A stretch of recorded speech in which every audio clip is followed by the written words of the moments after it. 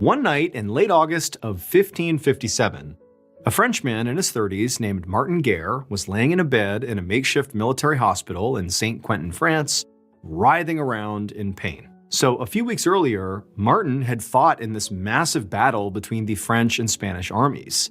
And it had been this just horrible, bloody, violent battle. And during it, Martin had been wounded very severely. In fact, he had lost his leg. Now, this injury was obviously just devastating and very painful, but Martin also knew he was just lucky to be alive here. The doctors who had treated him at one point had seemed certain that he was going to die. So Martin and his doctors were all very surprised when he didn't die and he pulled through and survived. And Martin knew that a lot of his comrades who'd already left St. Quentin by this point and moved on with the army or gone back home, they very likely thought that he had died, given how bad it looked. But he was alive and in a lot of pain. And really more than that, he was just sort of devastated. I mean, he was incredibly lonely.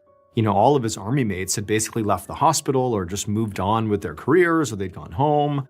And he was still here, unable to leave the hospital. And he has this injury too. He hasn't really gotten used to life without the use of his leg. And so his whole world has come crashing down. He's sort of by himself. All he has is the few army doctors who periodically come over and check on him. But beyond those people, he was just isolated and sort of trapped with these awful thoughts in his head 24/7. And eventually, these spiraling thoughts became really like the worst thing he was dealing with. They surpassed the actual physical pain he was dealing with. It was just this incredible depression that had set in. So Martin, he had grown up in this small rural village in southern France called Artigas. And he had gotten married at a very young age to a woman named Bertrande, and they had loved each other very much, and they had a son together. However, Martin had sort of completely messed up his life when he stole some grain from his father and had to literally flee town. Stealing, especially from a family member at the time, was not only criminal, but really quite shameful. And Martin had been so afraid of what people would say and what they would think of him that he decided not to face them at all. And he just left Artigas, leaving behind Bertrande and his son and his whole life. Now, initially, after he had sort of run away, he had considered going back and just saying he was sorry and accepting whatever punishment he'd be given. But he was always too scared to do it, and so he just didn't.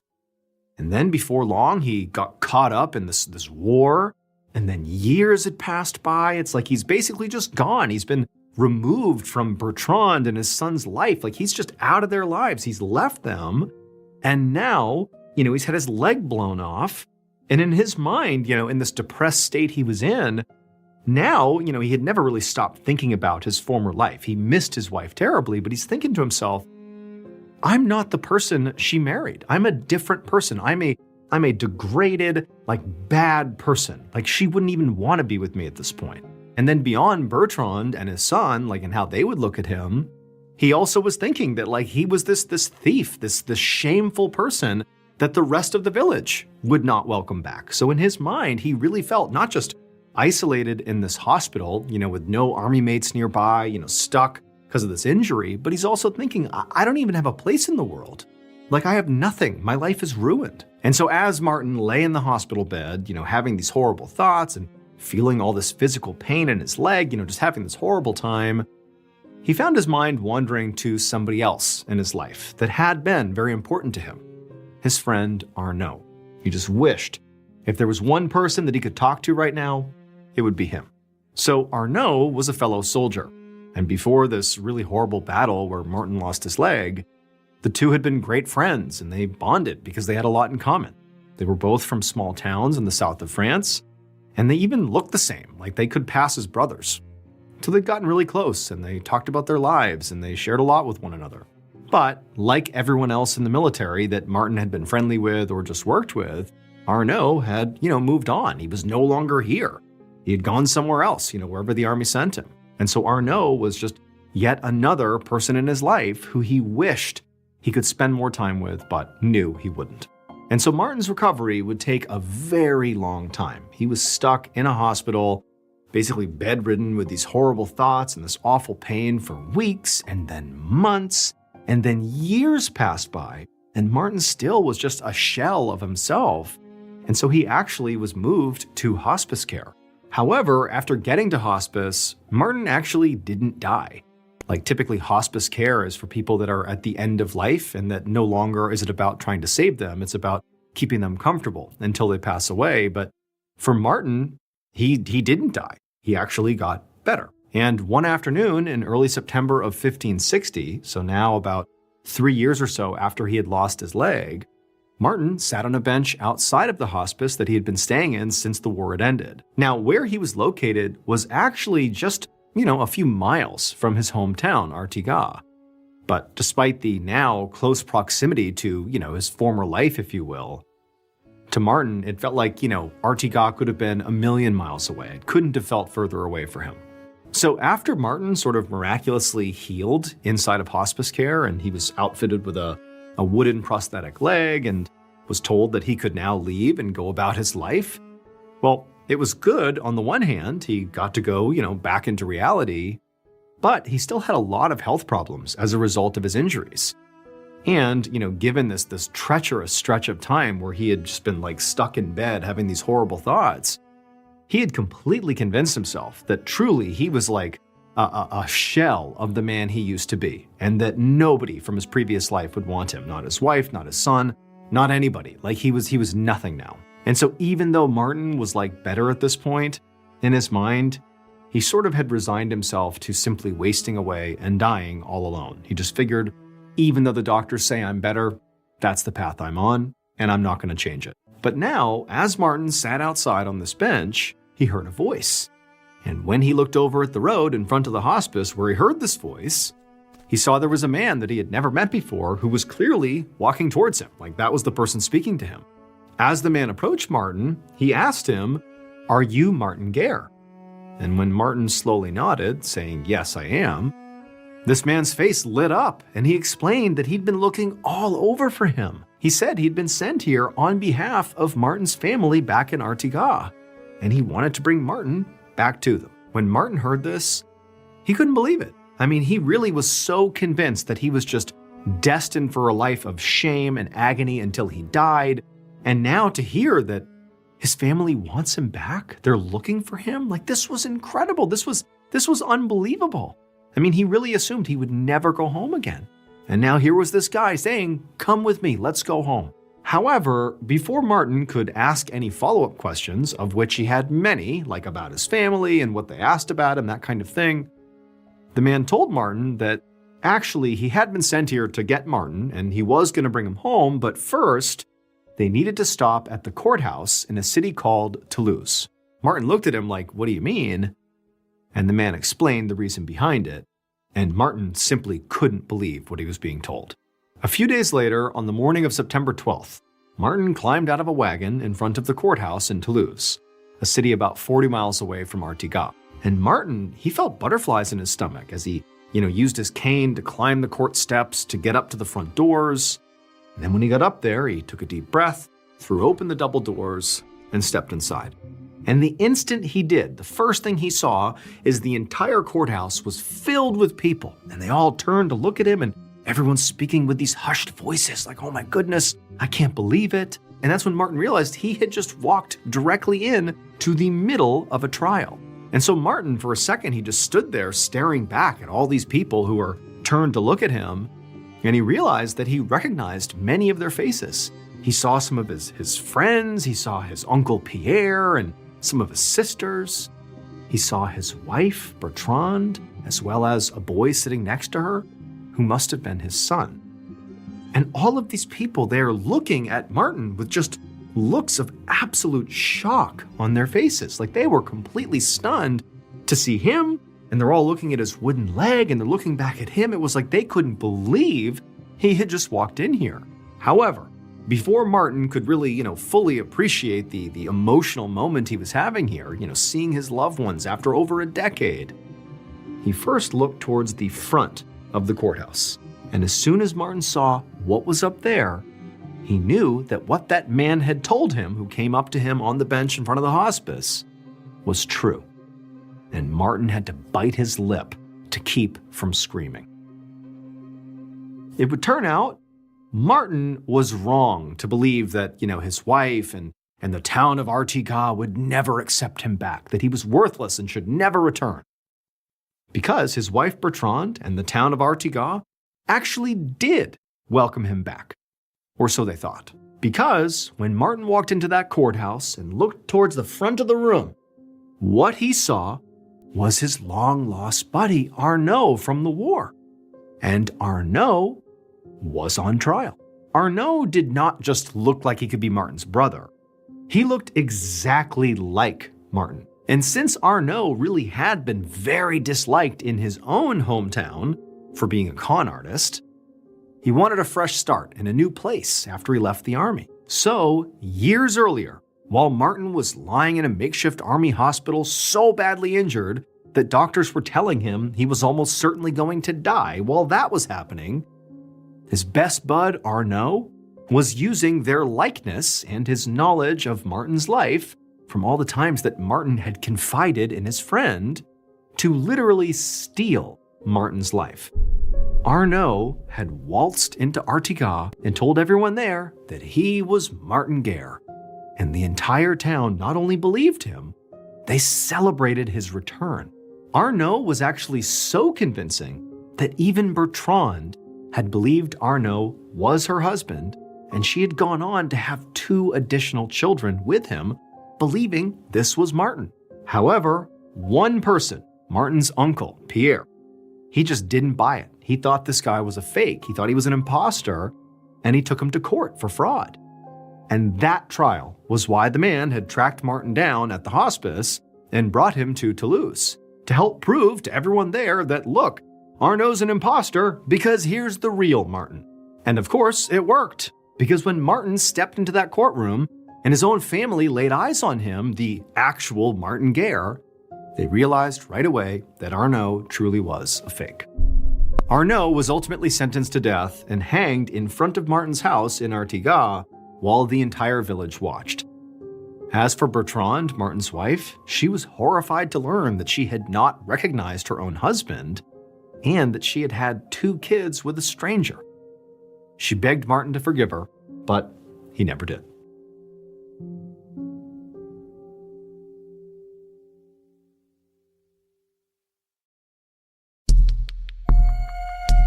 Our second and final story today is called Layers.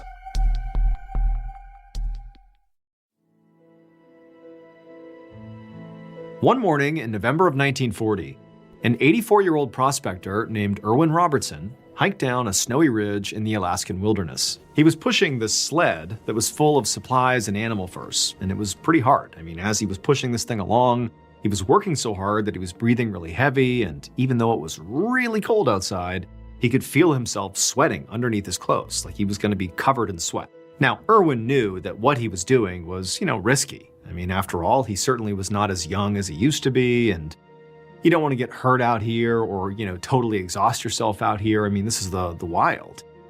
But Erwin was not about to slow down because he could just not wait to get home. So Erwin had come to this area about 40 years earlier as part of the big Alaskan gold rush. And so, like basically every other prospector, he spent every summer and every fall at a cabin up in the mountains, predominantly hunting and mining. But his real home, where he really considered where he lived, was in the pioneer town of Eagle, Alaska, where he lived during the winter and the spring. And that is where Erwin was headed this morning. He had just wrapped up a very successful fall season up in the mountains, and he'd actually intended on staying in the cabin up in the mountains a bit longer. But a few days ago, the temperature had suddenly dropped, and Erwin did not have the supplies to wait out a winter storm up in that cabin. So he had packed up his things, told the handful of other prospectors in the area where he was going, and then he set out for Eagle. Now, this was a 100-mile trek to get to his home in Eagle, and it was through some very rough terrain, and also he's in Alaska, so this is like a very rough area to be navigating. But Erwin had made the trip at least once a year for the past 4 decades, so he knew what he was doing. So, despite really exerting himself here pushing the sled, he kept up as hard of a pace as he could manage for the next couple of hours, and then finally, around midday, he allowed himself to slow down and just take a quick break. However, after stopping and reaching into his parka and pulling out his canteen to take a sip of water, as he's sipping the canteen, something catches his attention out of the corner of his eye. And even though all he saw was just like a flash of movement out in the trees, he knew immediately what it was. So during this trek so far, there was this pack of wolves that was following him. He knew they were following him.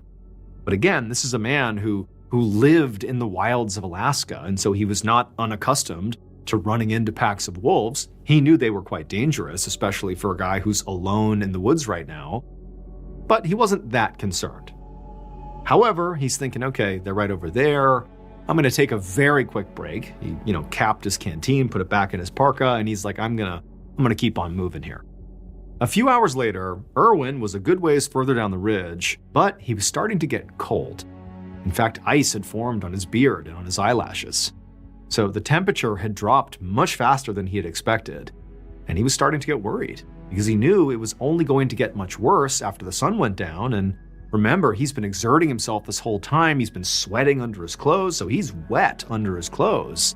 And now the temperature's dropping, so he's like getting really, really cold. And so he decided that it was in his best interest to actually just stop right now and build a fire and just make sure he was warm. And so Erwin, he continued pushing his sled, keeping his eyes peeled for a good spot to actually stop and make camp. But as he's moving along, he hears something that causes him to just stop. It wasn't the sound of wolves.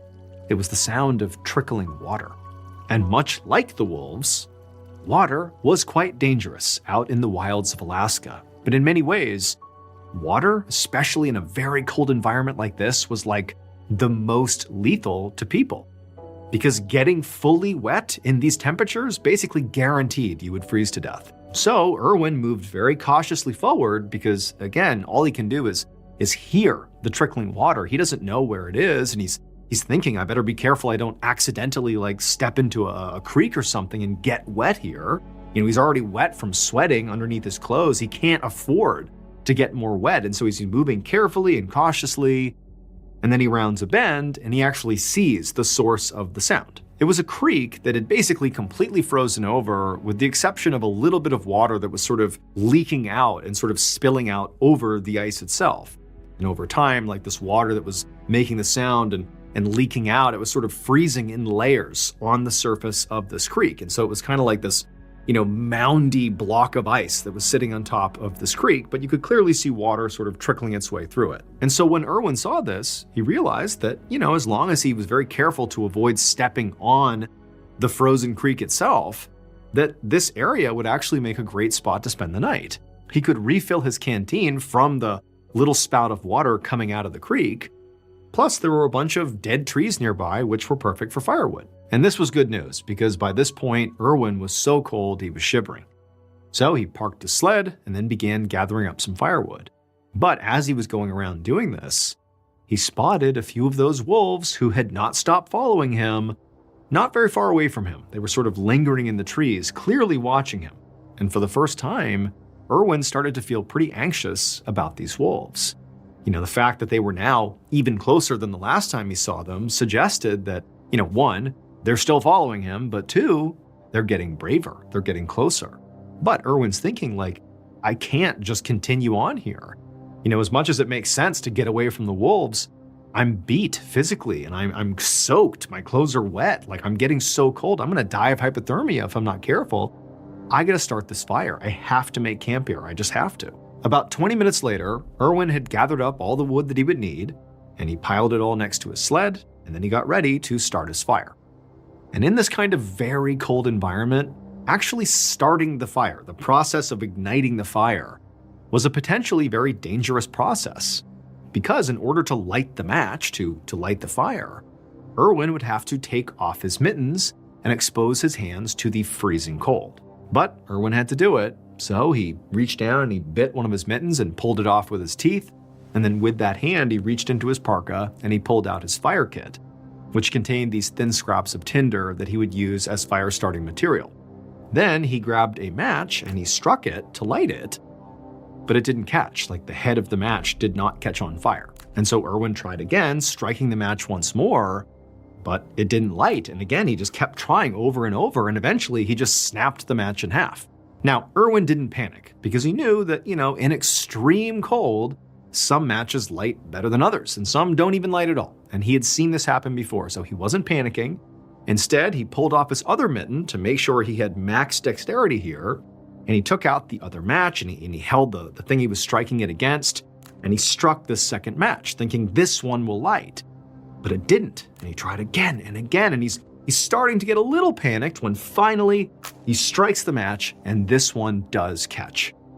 But by this point, he's now had his naked hands exposed to the unbelievably cold temperatures for over a minute, and his hands were starting to seize up from the cold. They were shaking, in fact, so badly from the cold that even though he's got this light, his hands shook so much that by the time he transferred it to the tinder, the shaking caused it to extinguish. It was out. And at this point, Irwin did start to panic because his hands are in so much pain and they're so stiff from the cold that he was afraid that even if he put his mittens back on his hands, they wouldn't warm up fast enough for him to then remove his mitten and try this whole fire thing again. He really needed the fire in order to warm his hands, but obviously he needs his hands to make the fire. And so he's got a problem here. So Irwin, who was not one to give up easily, he just gritted his teeth and with his, failing hands, he just reached down and, fumbled and grabbed a third match, thinking, I gotta light this one. I gotta start this fire to warm my hands up, to warm my whole body up. I gotta do this. And so he's got this third match. He's barely able to hold it. And it took all his focus just not to drop it. But finally, he managed to scrape it against the side of this matchbook. And to his relief, it did catch. And so immediately, Irwin, very carefully, kind of sheltered this little flame, and he carried it over to the tinder, and he put the flame on the tinder, but nothing happened. Irwin waited for the bundle to catch fire, but it didn't. And then the match, just burned out. And for a long moment, Irwin just stared at this scene in front of him in confusion. He didn't understand because he knew that this time he had done it all right. He had lit the match, he put it on the tinder. He had done this so many times before, but it's just not working. But then he looked more closely at the tinder, and his heart just sank because he knew that the situation he was in was truly catastrophic.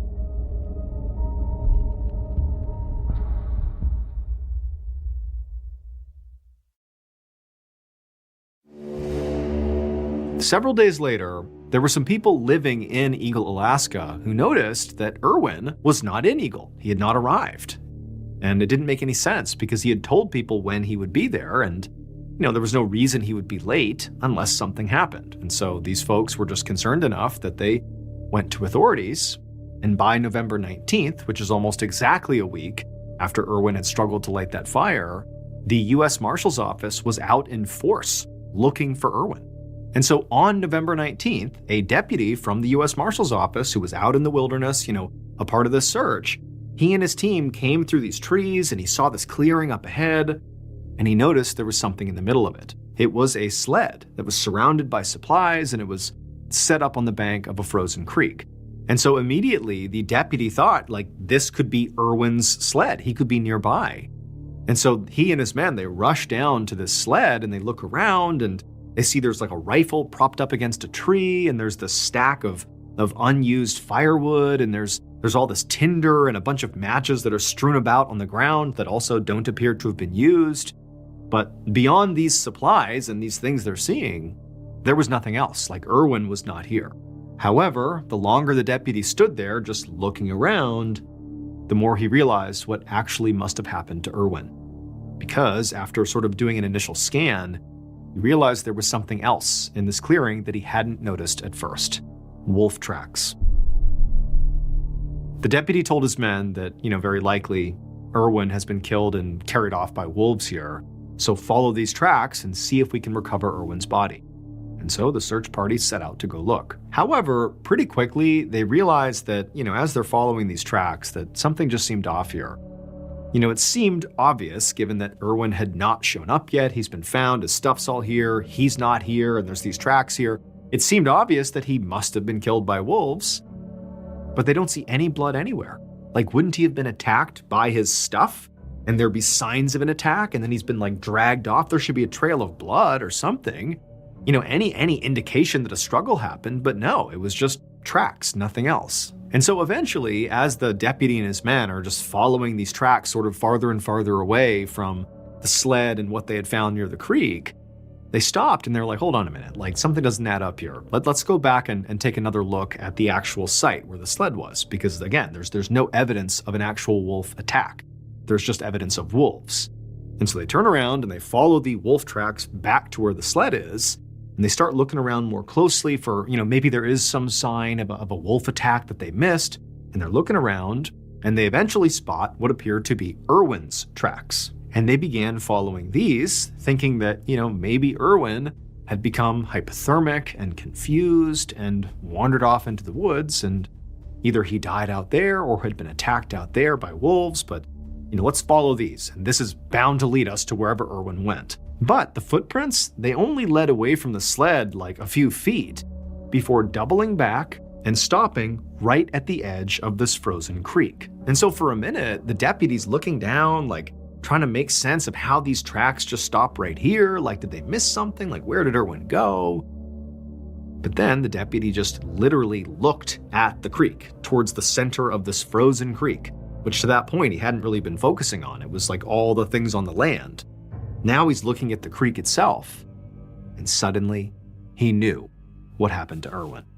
So a week earlier, on the night that Irwin is trying to start this fire, he's desperate, he's becoming hypothermic, the wolves are nearby. He finally strikes that third match. He gets it to light, but the tinder won't light because the tinder was wet. We can assume the reason it was wet is because he kept his fire kit inside of his parka, and he was working so hard with that sled, he was sweating so much that he sweat on the tinder and he soaked it. And so now he does not have a way to start a fire. He cannot make fire. Without fire, he is going to freeze to death. There's no two ways about it. He is a veteran of the Alaskan wilderness. He knows he's doomed. And worse than that is he knows the wolves are getting closer and closer. And so no longer was it about like, oh, what do I have to do to survive this thing? No, it became, how do I want to die? And as he listened to the wolves howl not too far away, he thought to himself, I certainly don't want to die by being eaten alive. And so he made a choice. A week later, the deputy from the U.S. Marshal's office was standing by the creek trying to figure out what happened to Irwin, and he looks out and he realizes there is a lump in the middle of the ice, right in the center of the creek, that he had not recognized at first as anything significant, but now he was looking more closely and he realized it was Irwin. In an effort to avoid being eaten by wolves, Irwin had at some point walked into the middle of the creek, laid down on his back right in that break in the creek where that little bit of water was trickling out, that he had filled up his canteen right there. And he had just laid there, and the water kept spilling out onto him and gradually froze in layers over his whole body, essentially freezing himself into this cocoon in the creek. And so eventually he had frozen to death inside of the creek, but the ice had kept the wolves away.